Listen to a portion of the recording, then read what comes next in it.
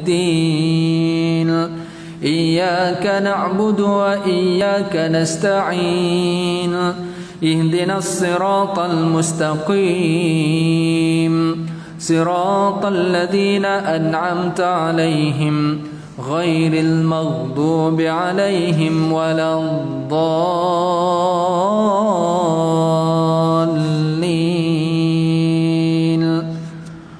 آمين. أعوذ بالله من الشيطان الرجيم. لقد جاءكم رسول من أنفسكم عزيز عليه ما عنتم حريص عليكم بالمؤمنين رؤوف رحيم فإن تولوا فقل حسبي الله لا إله إلا هو عليه توكلت وهو رب العرش العظيم. صدق الله العظيم. Alhamdulillah, pertama sekali kita merafak syukur pada Allah SWT dapat kita lagi jemaah solat maghrib. Terima kasih pihak pengurusan Masjid Kota Damansara yang diketuai oleh tuan pengerusi kita dan semua tuan kuasa, seluruh pegawai masjid, tuan-tuan imam, tuan bilal, tuan-tuan dan puan-puan, sesedari yang dirahmati Allah. Kita ambil masa lebih kurang isyak ke maghrib ini, maghrib ke isyak ini dengan harapan kita duduk untuk menanti masuknya waktu yang berikutnya, dan kita berharap dengan kita menanti itu kita mendapat ganjaran pahala ibarat kita sedang mendirikan solat. Sebagaimana hadis Nabi SAW, barang siapa yang menanti masuknya waktu solat yang berikutnya, maka sepanjang penantian itu dikira dia sedang mengerjakan solat. Mudah-mudahan insya-Allah ada manfaat kita beriktikaf, stay dalam masjid. Di samping tuan-tuan, bukan sekadar duduk saja, kita pada malam ni nak mengulang kaji satu kitab. Bermula pada malam ini insya-Allah kita ambil kesempatan bulan Rabiul Awal, dan saya akan usahalah sedaya upaya saya untuk saya menghabiskan kitab ini. Tak tahulah berapa tahun. Kalau saya tak mati dulu, tuan-tuan mati dulu. Jadi kita tak tahulah. Harapnya kalau saya mati dulu, harapnya adalah pengganti yang akan boleh habiskan kitab ni. Kitab Syama'il Muhammadiyah ni tuan-tuan lama dah ada dekat rak tuan-tuan ni. Jadi mungkin dia dibuat pada kuliah duha, jadi mungkin audiensnya berbeza, ustaznya pun berbeza. Jadi kita nak ambil sempena Rabiul Awal, Haji Fadil suruh saya baca kitab ni dan kita akan buat setiap hari Selasa insya-Allah. Jadi bermula pada malam ini tuan-tuan, kita akan mengambil, orang kata apa, sempena Rabiul Awal, dan pada saya masih belum terlambat untuk kita mengenali Rasulullah SAW dengan lebih rapat, supaya dengan perkenalan itu menambahkan lagi kecintaan, kerinduan. Dengan kenal dan cinta, rindu, suka itu menjadikan kita mudah untuk mencontohi baginda Rasulullah SAW. Susah kita nak ikut orang dalam keadaan kita tak kenal betul-betul orang tu. Kenal satu hal, nak sayang, nak suka dia tu. Jadi nak kena kenal betul-betul, nak kena suka, rasa betul-betul perasaan dengan dia. Jadi apa sahaja selepas tu kita tak ada benda lain dah, kita akan ingat dia sahaja.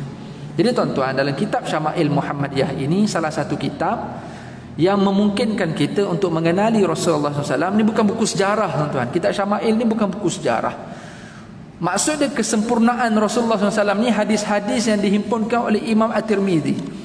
Imam At-Tirmidzi dia ada buku hadisnya yang lain, iaitu Sahih At-Tirmidzi. Syarah pada Sahih At-Tirmidzi itu dipanggil apa? Bahrul Madhi. Itu kitab hadis, cerita macam-macam, bab fiqh, bab hukum, bab macam-macam bab. Tapi kalau Syama'il Muhammadiyah, Imam At-Tirmidzi dihimpunkan hadis-hadis yang hanya bercerita, bukan pasal sejarah, tapi cerita pasal Rasulullah. Yang bermula dengan bab yang pertama, tajuk yang pertama, iaitu fizikal Rasulullah.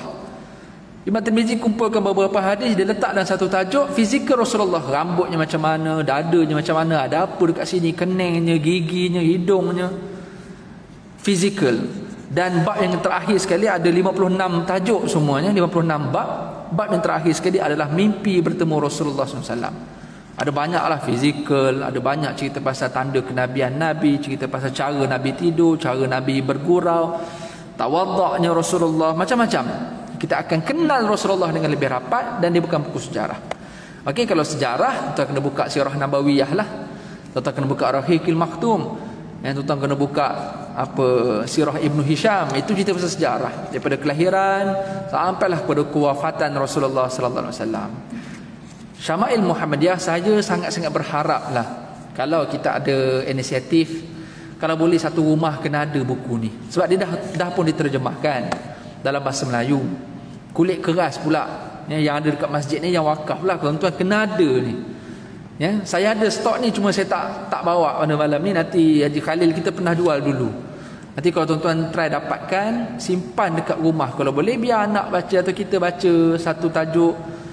Ada banyak hadis, bacalah sehari satu hadis supaya mengingatkan kita, mendekatkan kita kepada Rasulullah sallallahu alaihi wasallam. Bukunya simple tuan-tuan, dan kita sangat berharap hadis-hadis yang dibaca ini menambahkan lagi perasaan kita kepada Rasulullah.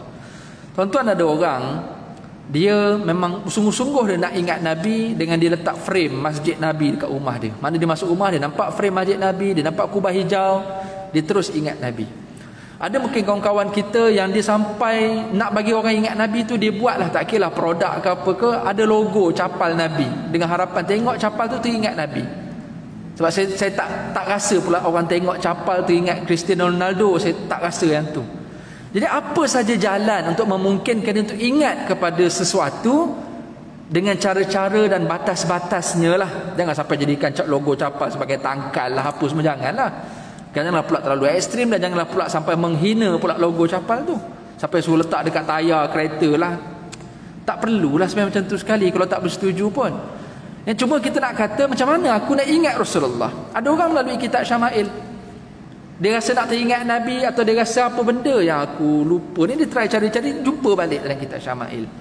Sebagai contoh, kita cari jalan tuan-tuan. Ada orang yang ada rezeki, dia sanggup pergi ke Mekah, Madinah, sanggup dia, border buka saja jalan terus, walaupun kos umrah double sekalipun dia sanggup. Sebab dia nak cari jalan macam mana saya boleh dekat dengan Rasulullah sallallahu alaihi wasallam.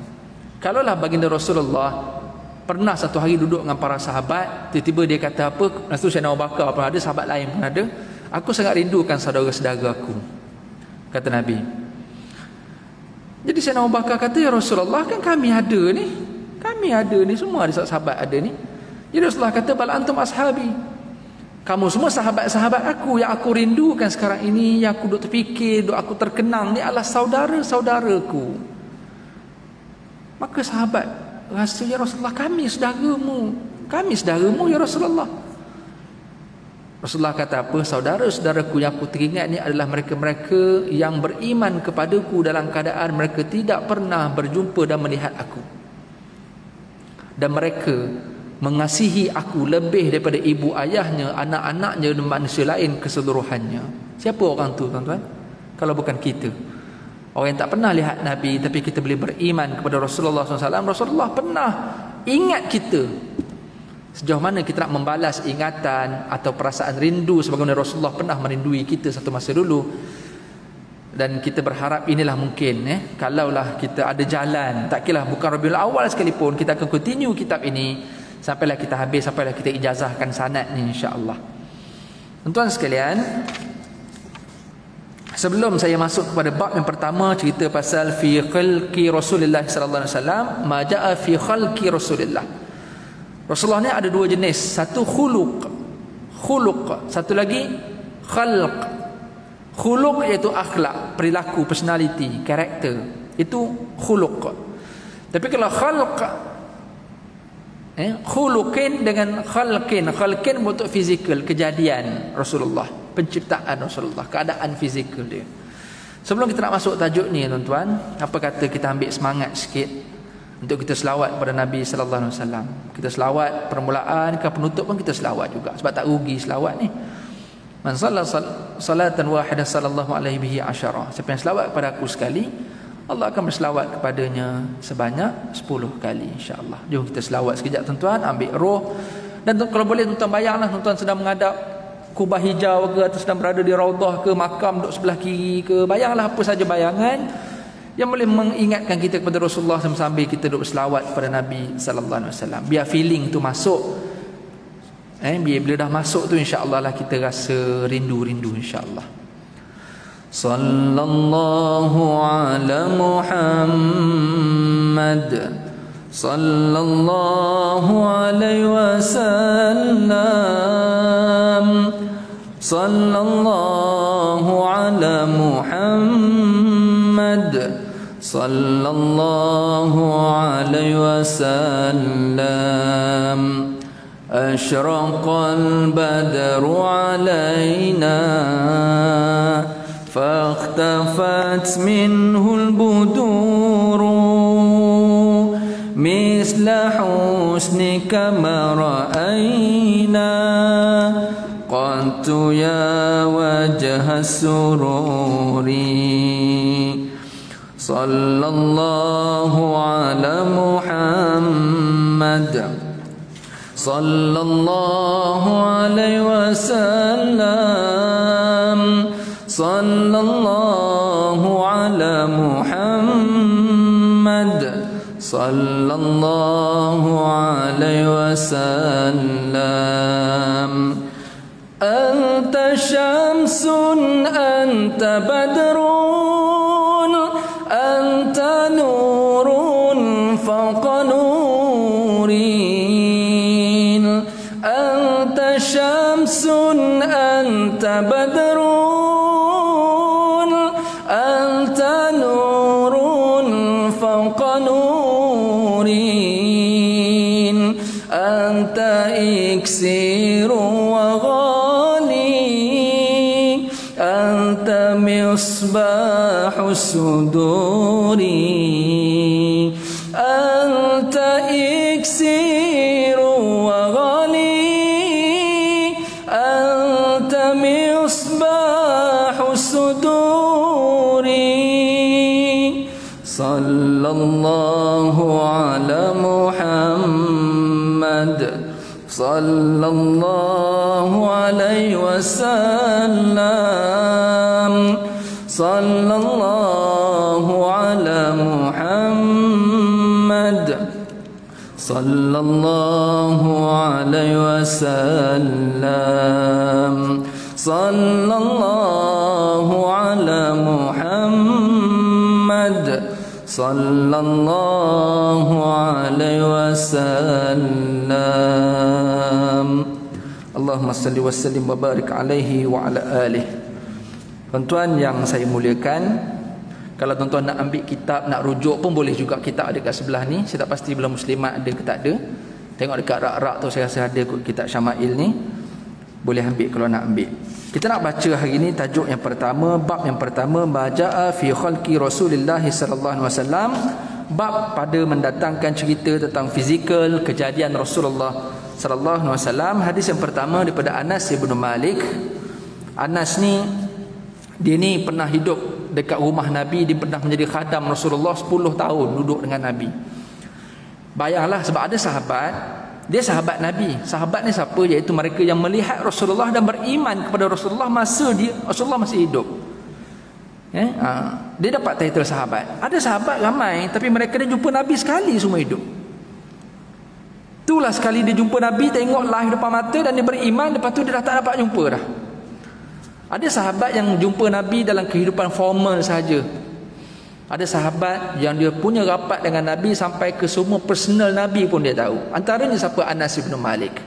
Sebab dia menjadi khadam Rasulullah. Faham-fahamlah kalau duduk serumah dengan Nabi, berkhidmat dengan Nabi, so dia tahu benda-benda yang personal.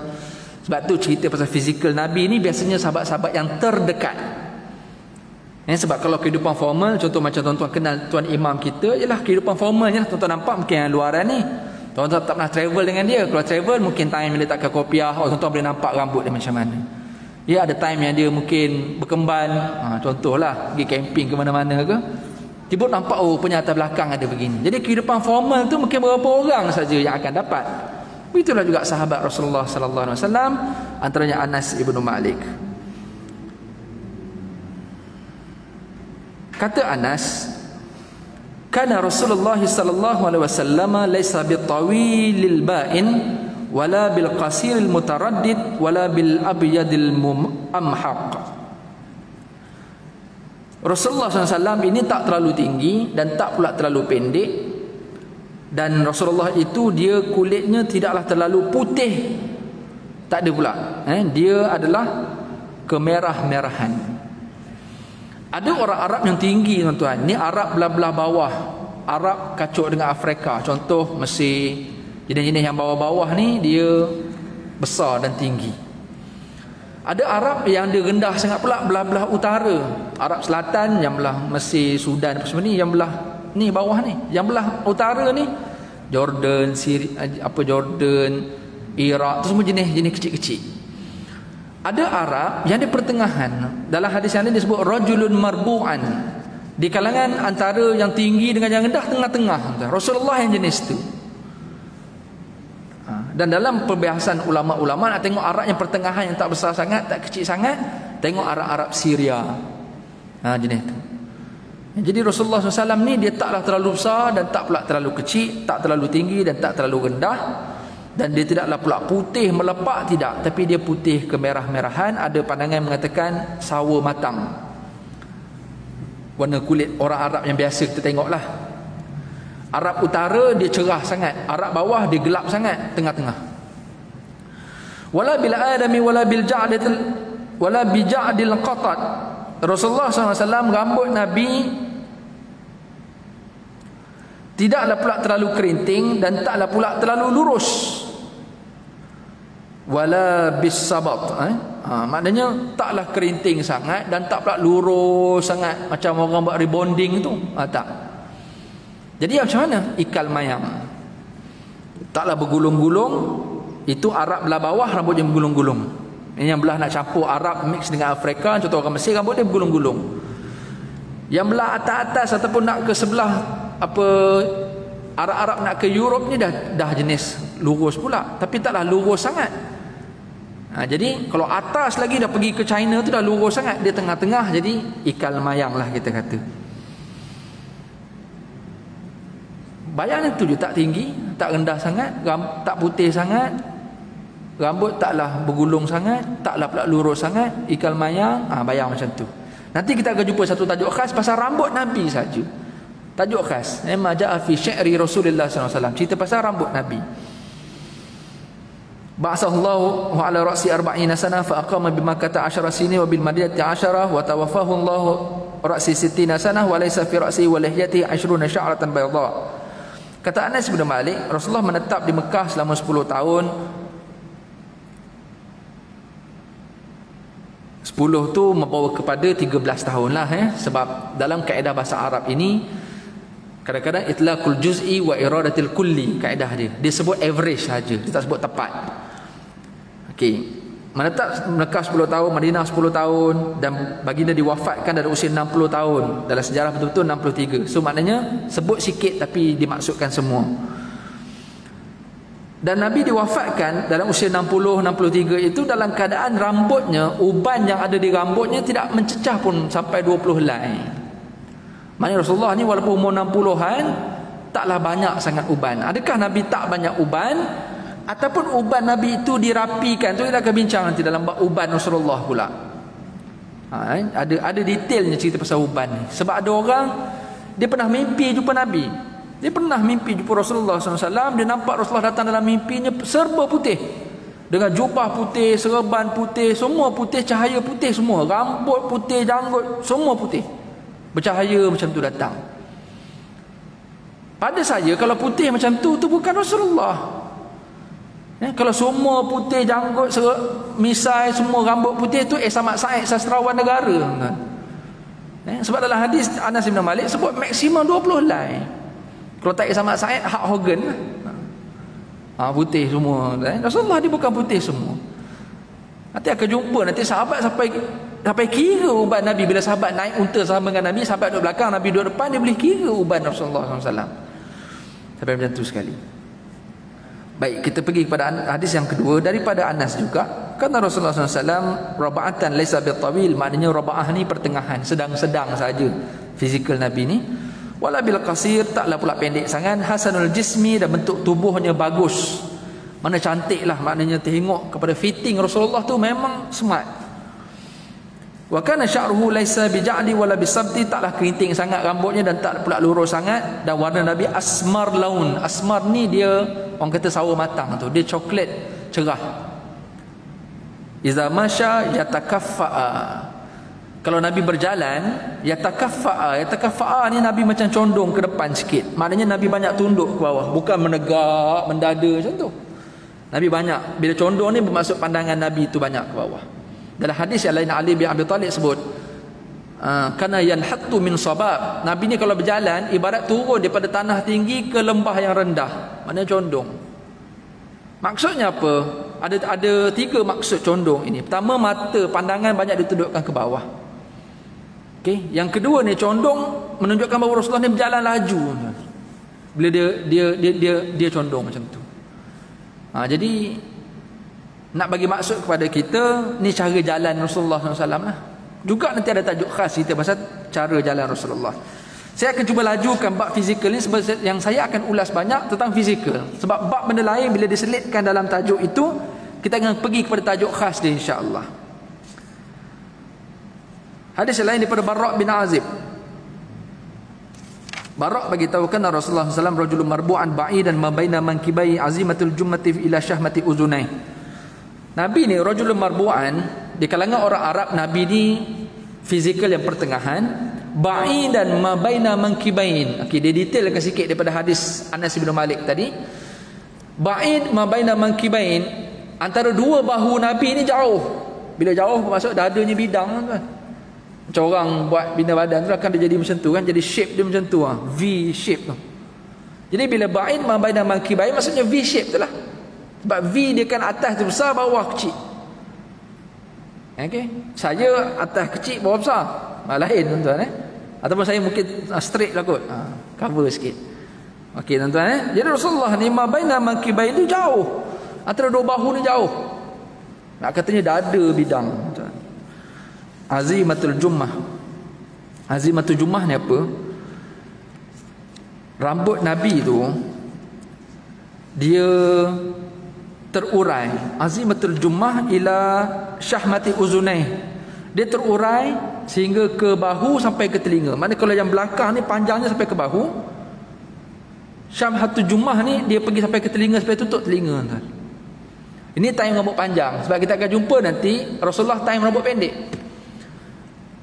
Okey, maknanya bila time rambut panjang tutup semua sampai sini, sampai sini. Tapi kena ingat, tak adalah bila rambut panjang terdedah pula rambutnya, tak ada. Ada pula ditutup sama ada dengan serban, ditutup pula sama ada dengan kopiah, tutup pula sama ada dengan apa lagi, dengan topi besi dan seumpamanya. Supaya tak nak sama dengan perempuan. Kalau panjang begitu, pakaian pula lain pula, akhirnya boleh menyerupai perempuan nanti. Kata Barra' bin Azib, alaihi hullatun hamra ma ra'aitu syai'an qattu ahsana minhu. Ini bukan fizikal Nabi lah, tapi kalau Nabi ni kalau berpakaian hullatu hamra, hullah ni sama ada setengah perbincangan sebut hullah ni kain yang diselempangkan macam ridak tu. Ada yang kata hullah ni kain yang diselimutkan. Ada yang panggil selimut tu dia panggil burdah. Kan kain selai ni kalau tuan-tuan ikat gulung dia jadi imamah, jadi serban. Kain yang sama. Tapi kalau selempang dia panggil lain, maksud dia hullah. Kalau balut penuh macam ni dia jadi hibarah. Okey. Kalau letak atas lantai, bentang ke atas lantai tu dipanggil sufrah. Batang nak makan Rasulullah letak bentang macam tu. Dia panggil sufrah, kain yang sama. Okey, jadi kalau Nabi berpakaian warna merah, hullatu hamra, kata Barra' bin Azib, aku tak pernah tengok seorang punya lebih tampan daripada Rasulullah sallallahu alaihi wasallam. Okey. Senang ceritanya jelah, biasa tengok imam pakai baju putih, hitam, coklat, tiba sekali nampak merah, dia nampak terus lain terus. Contoh macam tu Dan memanglah Rasulullah ini memang fizikalnya memang begitu, dalam tubuh badannya cantik, mukanya smart, dengan rambutnya lagi, pakai pula warna-warna yang macam tu. Dan akhirnya nampaklah keterampilan bagi Rasulullah sallallahu alaihi wasallam. Jadi warna merah boleh kita kata warna Rasulullah je. Rasulullah pernah pakai warna merah. Tapi saya pernah dengar orang kata Rasulullah pakai warna pink. Itu saya tak bersetujulah. Walaupun pink itu unsur merah. Okey, tapi dia tak warna merah. Merah ni merah lah, al-hamra namanya. Dia panggil hullatu hamra. Jadi merah betul. Bukan pink. Tapi tak salah nak pakai warna pink. Hadis yang lain daripada Bara' bin Azib.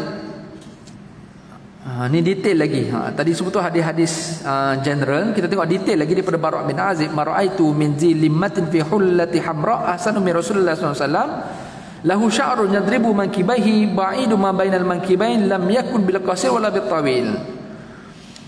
Aku tidak pernah melihat orang yang memiliki rambut yang menyentuh sehingga bawah telinga antara cuping telinga dan bahu. Yang macam saya kata tadi lah, bila rambut terurai, rambut ikal mayang terurai, dia akan turun sampai ke telinga dan dia pergi maksimum sampai ke bahu. Dan aku tak pernah tengok orang yang memakai pakaian warna merah lebih tampan daripada Rasulullah. Dan Nabi memiliki rambut yang mencecah kedua-dua bahunya, dan kedua-dua bahu Nabi adalah bidang, luas dan jauh jaraknya. Dan baginda bukanlah seorang yang terlalu rendah dan juga bukanlah juga terlalu tinggi. Hadis yang lain daripada Ali bin Abi Talib, detailkan lagi. Lam yakun Rasulullah sallallahu alaihi wasallam bil tawil wala bil qasir. Nabi ni tak tinggi sangat dan tak rendah. Syasnul kaffaini wal qadamain. Okey, ni detail sikit yang tadi tak ada. Beberapa hadis depan kita belum jumpa yang ni. Syasnul kaffain wal qadamain. Tapak tangan Nabi ni dan juga tapak kakinya tebal dagingnya.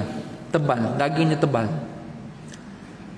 Ikut kajian tuan-tuan, orang yang tapak tebal ni biasanya orang yang kuat kerja. Tengok orang yang kerja sawit, orang kerja kontrak, dia tak ada tangan-tangan nipis, dia tak ada. Dia mesti tebal-tebal dagingnya. Tapak kaki jadi tebal sebab apa? Sebab banyak berjalan, kuat berjalan. Rasulullah jadi orang yang agresif, orang yang aktif. Okey, jadi tapak tangannya lembut tapi tebal. Taklah kasar. Lembut. Nak katanya kenapa lembut? Sebab Rasulullah dia jaga kebersihan. Dengan wuduk selalu, dengan selalu bersih tangan dan sebagainya. Tak adalah pula sampai nak kena pakai lotion macam kita pula, tak ada. Walaupun zaman Rasulullah itu tidak ada lotion dan seumpamanya, tapi mereka tahu macam mana nak moistkan tangan, antaranya dengan minyak zaitun. Kita akan jumpa nanti tajuk pasal cara meminyakkan rambut ataupun meminyakkan badan kita. Nanti kita akan bincang tajuk pasal minyak. Cuma nak bagi tahunya tapak tangan tebal dan lembut. Mana siapa-siapa yang pegang tapak tangan orang yang kadang-kadang kita pegang tu kita rasa sedap tuan. Kadang-kadang kita pegang tu nipis. Kan rasa nak terlucut bila kita pegang dia. Tulang je rasa. Rasulullah bukan macam tu. Saya pernah dululah zaman Pak Lah jadi PM. Bila Pak Lah jadi PM dulu, saya banyak ada dengan Pak Lah. Maksud sebab Pak Lah kan dia jaga Islamik ni, dengan Islam Hadari dia tu. Dan kebetulan pada masa tu Seri Paduka Baginda yang di-Pertuan Agong adalah Tunku Mizan. Jadi saya memang kebetulan sampai ke hari ini saya masih lagi menjadi imam jemputan di Masjid KLCC hari Jumaat minggu pertama. Sultan Mizan Istana Terengganu dekatlah dengan Masjid KLCC tu. Jadi selalulah baginda semayang Jumaat dekat situ dan selalu saya mengimamkan Sultan Mizan, Pak Lah semua masa tu. Semayang duduk sebelah Sultan Mizan tuan-tuan.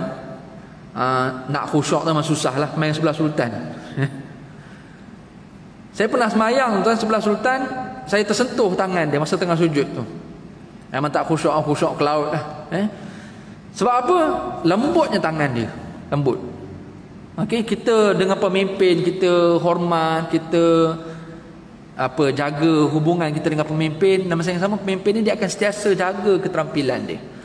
Rasulullah SAW adalah pemimpin bagi segala pemimpin.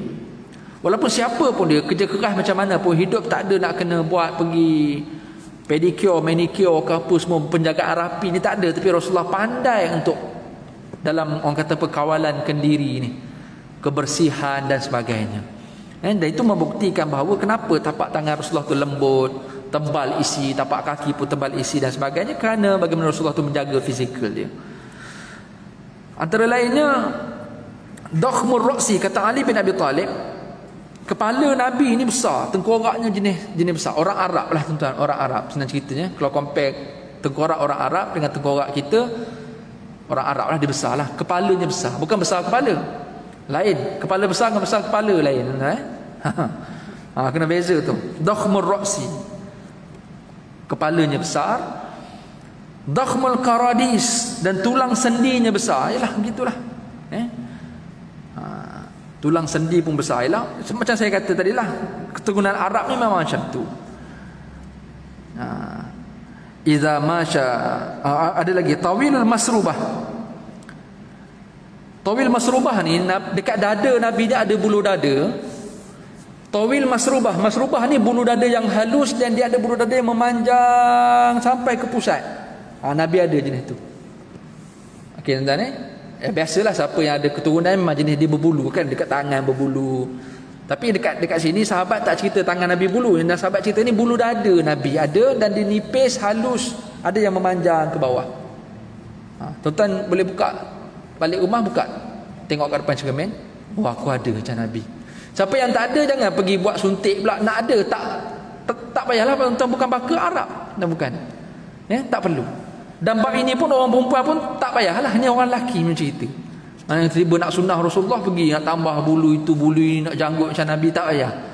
Sebab cerita pasal fizikal Nabi ni, dia ada yang ada pada lelaki dan ada pada Arab. Jadi siapa yang kita yang bukan orang Arab tapi kita orang lelaki dan kebetulan boleh nak sama macam tu, silakan, ahlan wa sahlan wa jalan. Tapi siapa yang tak ada, kebetulan memang tak ada bulu dada, janganlah rasa sedih pula, Allah Rasulullah ada bulu dada, aku tak ada. Nak buat macam mana dah kita keturunan Siam memang jenis tak ada bulu. Tak payah buat operation, nak tambah suntik vitamin apa, nak pergi bubuh pomade apa biar tumbuh bulu kat dada. Tak perlu sampai macam tu sekali. Kata Ali bin Abi Talib, idza masya takafuan ka'annaman hattu min sabab. Nabi ni kalau berjalan, pergerakan yang condong ke hadapan seolah-olah sedang turun ke tempat yang rendah, daripada tanah tinggi ke tempat rendah. Ada tiga maksud. Bila condong ni, pertama menundukkan pandangan. Daripada sini kita belajar Rasulullah suka ghaddul basar. Dalam Al-Quran pun memang menggalakkan kita orang lelaki orang perempuan supaya banyak menundukkan pandangan. Sebab kalau banyak menegak macam tu, nanti kita akan tengok benda yang tak sepatutnya, dan dia juga membawa kepada lambang kesombongan. Pertama nak cerita bila cara berjalan condong ini menundukkan pandangan. Yang kedua, jalan akan jadi laju. Dan yang ketiga, dia akan menguatkan cengkaman kaki. Sebab bila jalan condong, tuan-tuan, kaki kita akan stepping dengan betul supaya kita tak terjatuh. Macam orang turun bukit lah. Bila kita turun bukit ni, tuan-tuan, dia jadi laju sebab tarikan graviti tu. Kita akan jadi laju, badan akan jadi condong, mata banyak tengok ke bawah, kaki kita akan kita kuatkan supaya. Jadi tak adalah isu jalan lengan kangkung, tak adalah. Jalan slow, lembik, tak ada. Bila jalan condong ni, kita akan jalan dengan cergas. Jadi ini benda yang rasionalnya yang kita boleh belajarlah tentang cara berjalan Rasulullah SAW. Kata Ali bin Abi Talib, lam ara qablahu wala ba'dahu mislah. Aku tak pernah lihat pun orang yang standing dengan Rasulullah SAW, sama ada sebelum Nabi lahir maupun selepas Nabi wafat. Hadis yang seterusnya daripada Ali bin Abi Talib, yang ini panjang sikit, tuan-tuan. Lam yakun Rasulullah sallallahu alaihi wasallam bitawilil mumaghat wala bil qasiril mutaraddid wa kana rab'atan minal qaum. Ini lebih kurang tadilah, Rasul tak tinggi sangat, tak rendah sangat. Nabi ni sederhana di kalangan orang Arab. Walam yakun bil ja'dil qata', rambut tak kerinting sangat. Wala bis sabat, taklah pula lurus terlalu lurus. Wa kana ja'dul rajil, rambutnya ikal beralun. Walam yakun bil mutahham, badannya tak gemuk. Wala bi mukalsam, bentuk wajahnya bukan bulat, bukan. Wa kana fil wajh tadwir, tadwir ni dia buju telur lah kita kata, tu tadwir. Ni bukan bulat, badan pun tak bulat, muka pun tak bulat. Kulit Nabi abyadu musyrab, putih kemerah-merahan. Ada ajul ainain, mata Nabi itu hitam pekat. Mana kalau mata hitam Nabi itu, nampak mata hitam Nabi itu. Jadi dia cerita pasal ada ajul ainan ni ada dua. Satu, mata Nabi, berbola mata Nabi itu sendiri cantik hitamnya. Yang keduanya nampak hitam tu kerana kesan celak. Detail yang tu pun kita cerita nanti dalam bab tajuk celak Rasulullah SAW.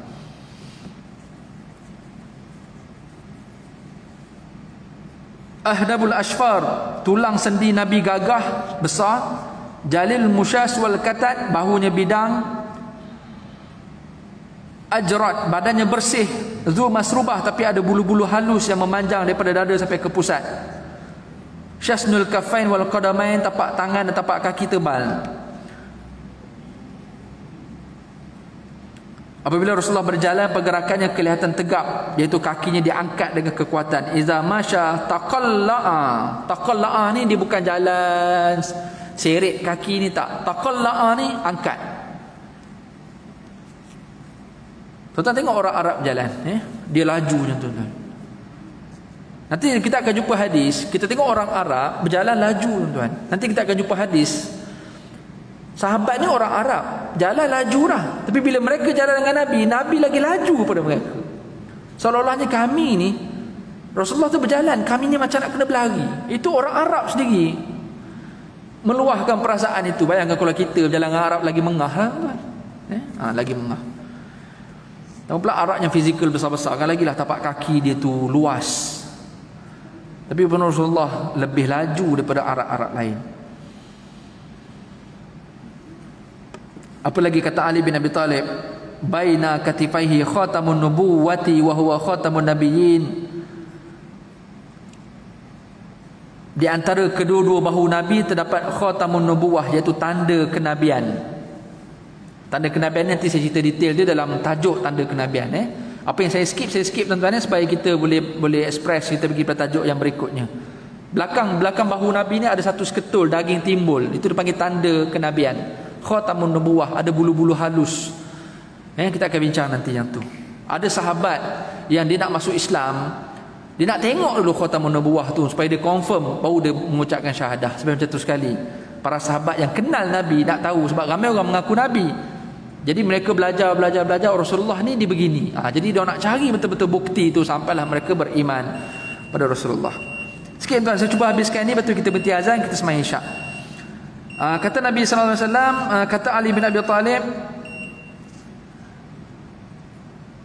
izal tafata iltafata ma'a. Nabi ni kalau berpaling, dia akan berpaling dengan kedua-dua bahu sekali.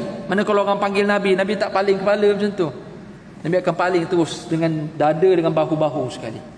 Mana Nabi ni dia concern, dia ambil berat. Bila orang nak bercakap Nabi, nak apa-apa dengan Nabi, dia akan direct macam tu. Ini pun kita boleh belajar juga. Apatah lagi kalau kita orang nak bercakap, kita buat tak tahu dengan handphone kita bercakap. Ini pun kita nak kena improve lah, termasuklah saya. Kadang-kadang kita terlupa bab ni, jadi bila kita baca, tak boleh. Bila orang seru nama kita, orang nak cakap dengan kita, anak kita ke siapa pun, kita menghadap dia. Tuan-tuan takkan buat macam tu lah. Kalau bercakap dengan menteri, bercakap dengan agung, takkan buat. Kan takkan buat cakap sambil dia kat sana, kita bercakap kat sini, tak ada. Kita mesti nak menghadap dia.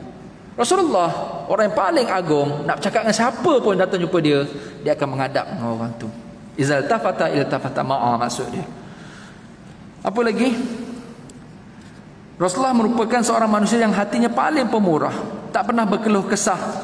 Dan Rasulullah tu sangat bertimbang rasa dan sabar dengan penyiasaan kaumnya. Dan baginda adalah orang yang kata-katanya paling jujur, dan manusia yang perangannya paling lembut, paling ramah dalam pergaulan. Sesiapa yang melihatnya buat pertama kali pasti akan menaruh hormat dan segan kepada Nabi. Sesiapa yang dah kenal Nabi akan mencintainya. Dan orang yang menceritakan tentang sifat Rasulullah tentunya akan berkata, belum pernah aku melihat seseorang yang standing dengan Rasulullah, sama ada sebelum kelahirannya atau sesudah kewafatan baginda Rasulullah sallallahu alaihi wasallam. Jadi untuk malam ni kita berhenti kat situ dululah. Hadis yang ke-7 tuan-tuan. Nanti kita beri laluan kepada azan. Selepas azan kita selawat kepada Nabi dan kita baca doa selepas azan, dan kita boleh terus dengan solat insya-Allah.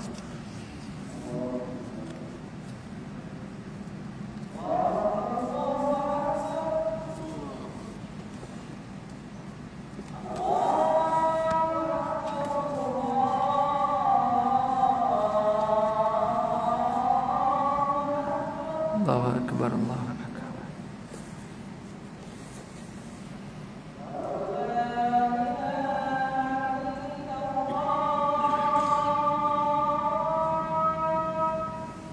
Asyhadu la ilaha illallah.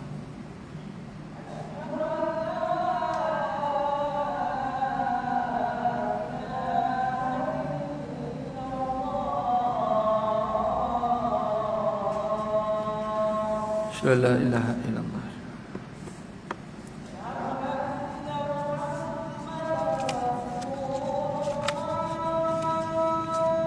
Asyhadu anna Muhammadar Rasulullah.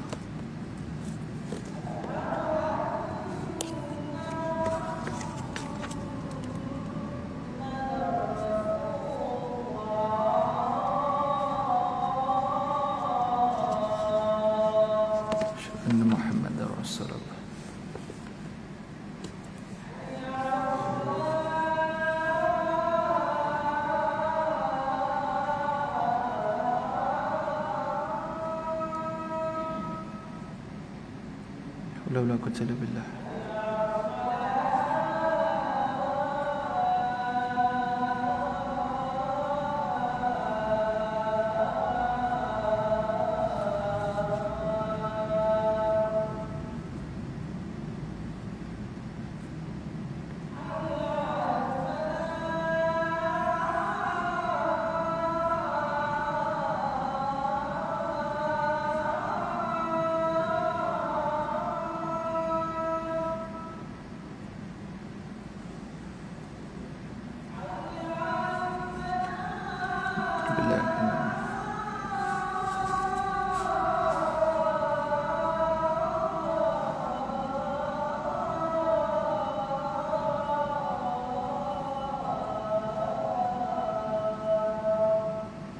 La haula wala quwwata illa billah.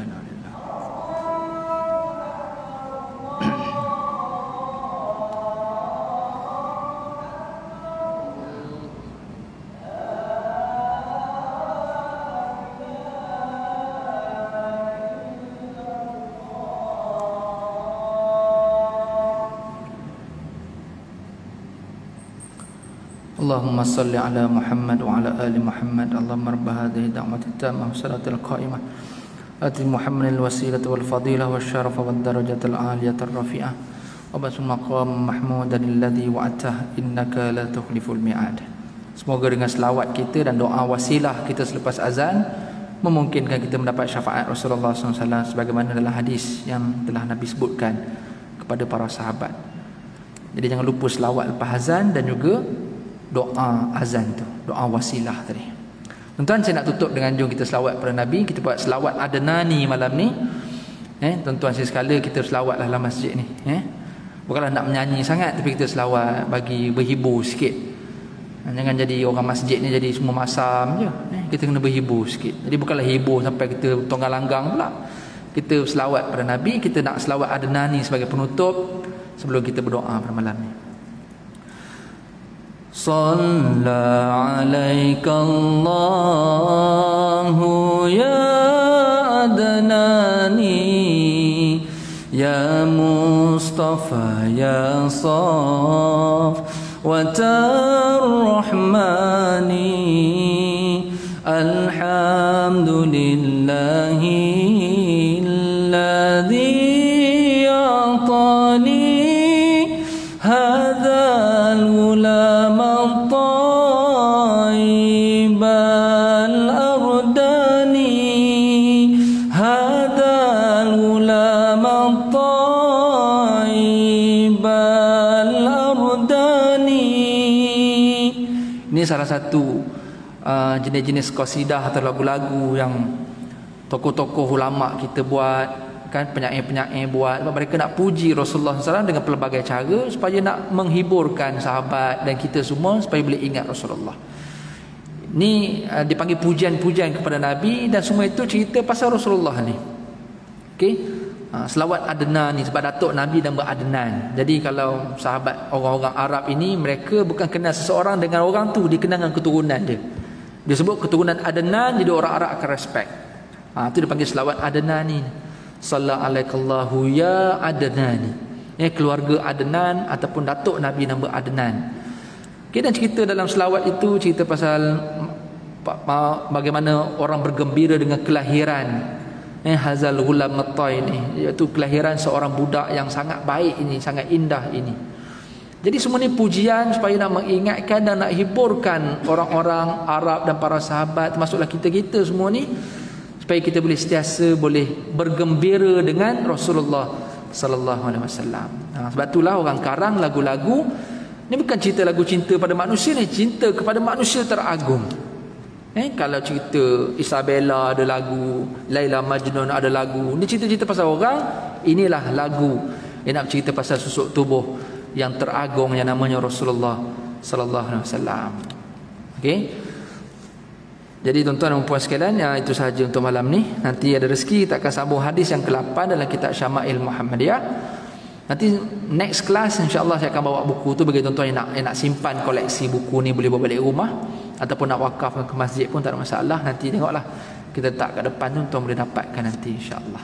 Semoga kelahiran Rasulullah SAW pada bulan Rabiul Awal ini membuka jalan kita supaya kita sentiasa boleh ingat Rasulullah, dan bukan sekadar ingat, dengan ingatan itulah boleh memungkinkan kita nak buat apa-apa, kita akan buat sebagaimana cara yang Rasulullah SAW buat, insya-Allah. Apa sahaja, kita jadi pemimpin, kita jadi anak, kita jadi jiran, kita jadi suami, kita jadi kawan, semua ini ada pada Rasulullah.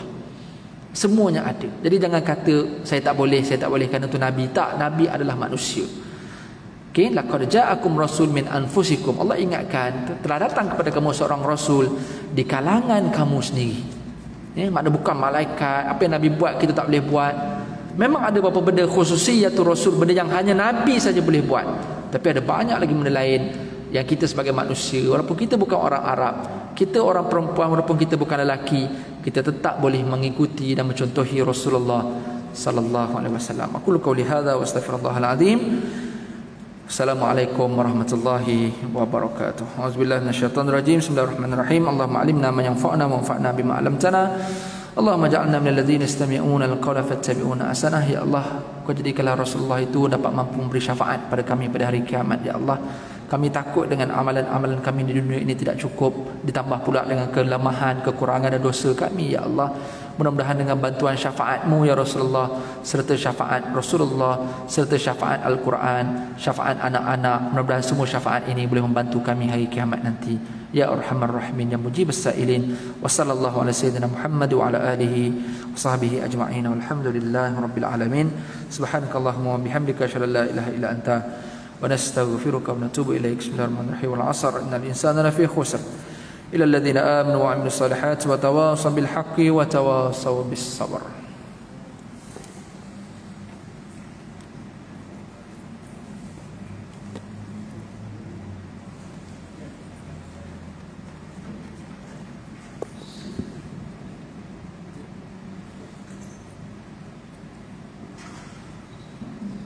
الله أكبر الله أكبر أشهد أن لا إله